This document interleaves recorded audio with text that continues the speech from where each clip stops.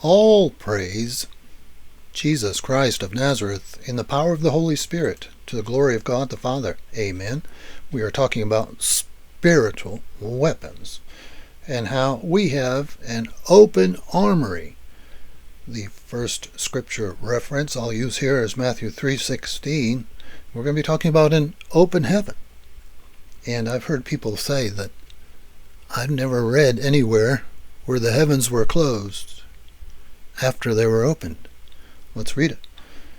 Matthew 3:16, after he was baptized, Jesus came up immediately from the water, and behold, the heavens were opened, and he saw the Spirit of God descending as a dove and settling on him. So that's a done deal. Heavens are opened. Thank you, Jesus.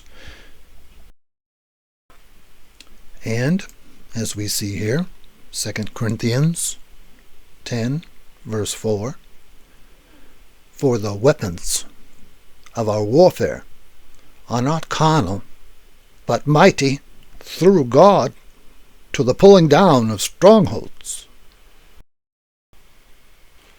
So we see we have an open heaven, we have the weapons of our warfare, and in Jeremiah chapter 50, verse 25, the Lord has opened his armory and has brought forth the weapons of his indignation, for it is a work of the Lord God of hosts.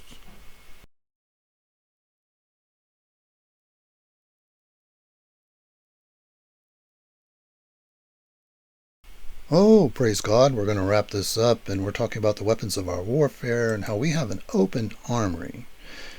Now we have switched the photo to Jeremiah 50, and verse 27 is at the top here. It's the time of their punishment. Hey, time of their punishment's now.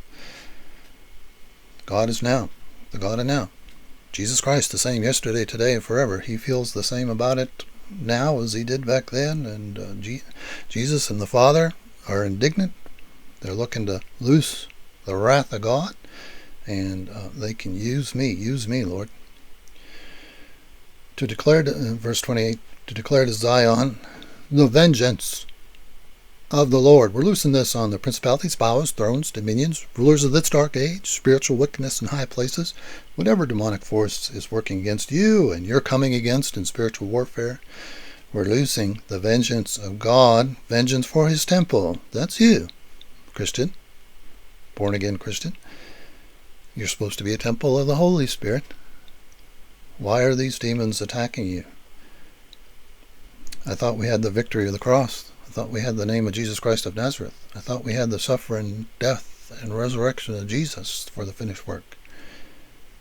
Let's do this. Summon many against Babylon. And when you see Babylon here, you can just insert the name of whatever you're wrestling with, if you're wrestling. All those who bend the bow. So there's more weapons of our warfare. Anything here we can use. Get creative. And camp against her on every side. Let there be no escape.